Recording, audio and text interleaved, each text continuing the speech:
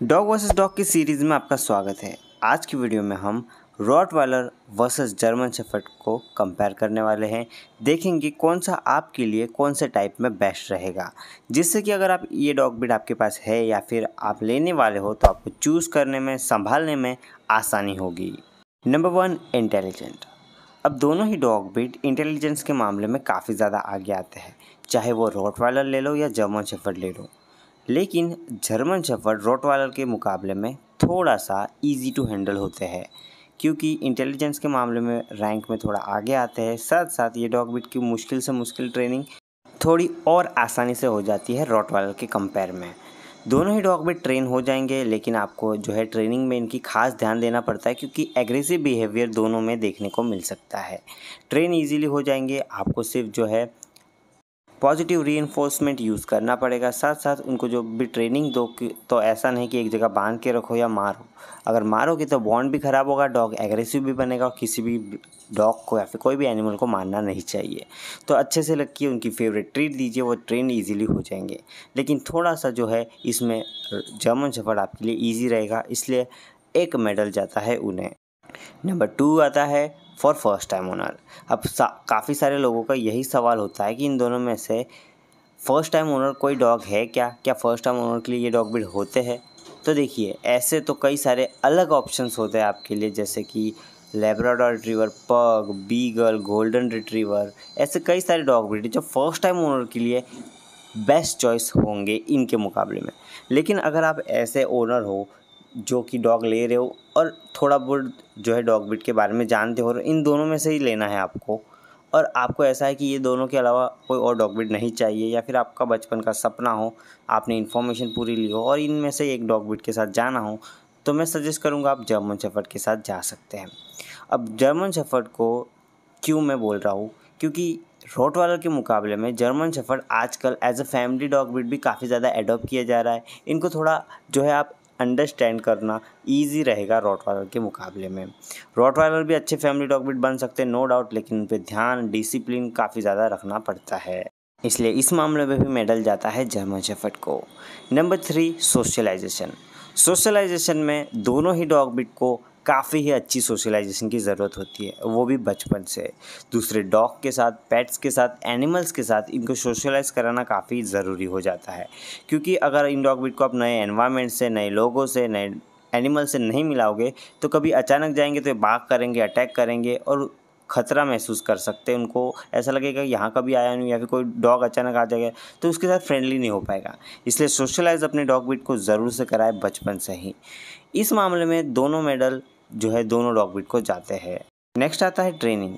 अब easy to train के मामले में आप समझ गए होंगे कि जैसे मैंने बताया कि इंटेलिजेंस के मामले में जर्मन शेफर्ड थोड़ा आगे होते हैं, क्योंकि वो इजीली ट्रेन भी हो जाते हैं, स्मार्टनेस काफ़ी आती है, इसलिए उनको मिलिट्री, कैनाइन यूनिट ऐसे अलग अलग कामों में यूज़ किया जाता है।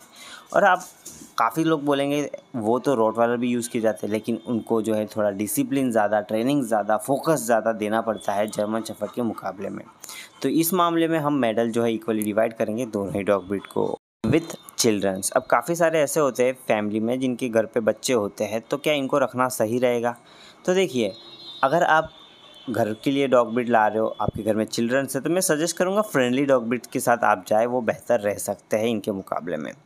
लेकिन अगर आपको इनमें से ही जाना है और आप सोच रहे हो क्या ये नहीं रह सकते, ऐसा नहीं है, रह सकते हैं, लेकिन इसमें आपको काफ़ी ज़्यादा ध्यान देना पड़ेगा। हमेशा किसी ना किसी का वहाँ बड़ा का होना ज़रूरी है जब भी बच्चे हो या फिर कोई खेल रहा हो उनके साथ, क्योंकि बच्चे मस्ती मस्ती में उनकी पूँछ या आँख या कान खींच सकते हैं। उसमें डॉग ब्रीड खुद को बचाने के लिए अपना मुंह फिरा ले या कुछ लग जाए या धक्का दे दे, तो इस तरह की चीज़ें हो सकती हैं। इसलिए हमेशा किसी बड़े का होना वहाँ ज़रूरी है।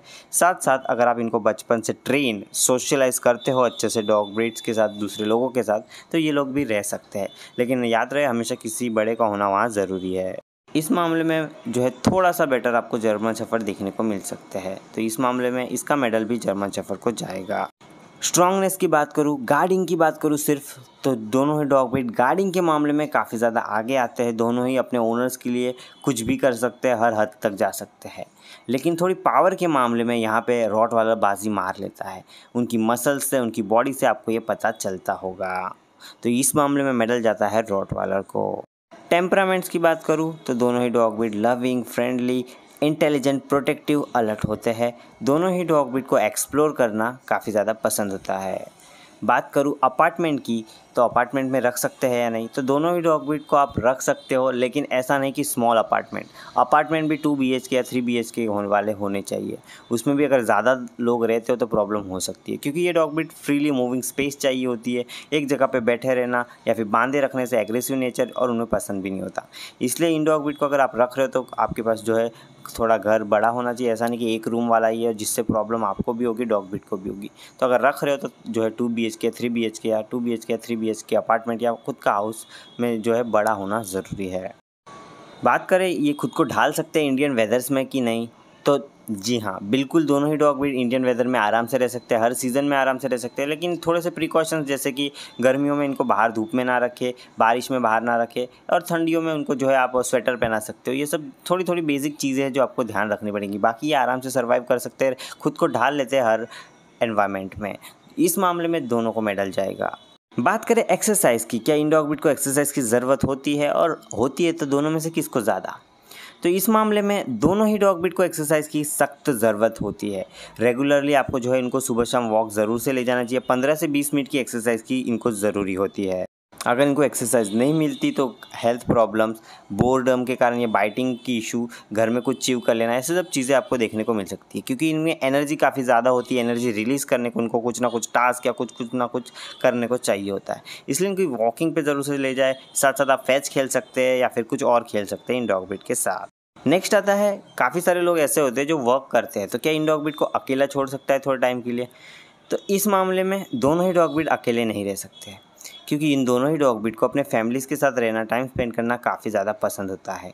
अकेले ये डॉग ब्रीड रह नहीं पाएंगे, डिप्रेशन में चले जाएंगे या फिर जो है साइड रहने लगेंगे। अगर आप इनको ला रहे हो और ऐसा है कि आप रह सकते हो इनके साथ, तो ही लाइए। अगर जॉब पे जाते हो, कहीं पे काम पे जाना पड़ता है बार बार, या फिर आप घर पे नहीं रह पाओगे, तो आप इन्हें ना लाइए, वही बेहतर रहेगा मेरे ख्याल से। अगर ला रहे हो और कोई और घर का फैमिली मेम्बर घर पे रुकता है हमेशा साथ रहने के लिए, तो कोई प्रॉब्लम नहीं होगी। अगर आप अकेले रहते हो और सिर्फ अकेले के लिए डॉग ब्रीड ला रहे हो तो प्रॉब्लम हो सकती है। इसलिए इस बारे में ज़रूर से ध्यान से सोचें। इस मामले में मेडल दोनों डॉग ब्रीड को जाता है। मेंटेनेंस की भी बात कर लेते हैं, तो दोनों ही डॉग ब्रीड को जो है मंथली एक्सपेंसेस की वीडियो मैंने बनाई है, वो चाहे तो आप देख सकते हो। तो भी अप्रॉक्स आपका जो है आप किस तरह से फूड देते हो उस पर डिपेंड करता है। लो क्वालिटी का देते हो तो मीडियम होगा, हाई क्वालिटी का फूड देते हो तो हाई होगा। और तो कुछ बेसिक चीज़ें होती है जिनका ध्यान देना पड़ता है। उसके ऊपर पूरी डेडिकेटेड वीडियो बनाई है, वो एंड स्क्रीन में आप देख सकते हो। तो गाइस, ये थी आज की वीडियो। आशा करता हूँ आपको ये वीडियो अच्छी लगी होगी, कुछ ना कुछ जानने मिला होगा ये दोनों ही डॉग ब्रीड के बारे में। अगर आप लेने वाले हो तो ये ज़रूर से आपके लिए हेल्पफुल रहेगा। आशा करता हूँ आपको ये वीडियो अच्छी लगी। एक लाइक कीजिए, चैनल पर नहीं हो तो सब्सक्राइब कर लीजिए।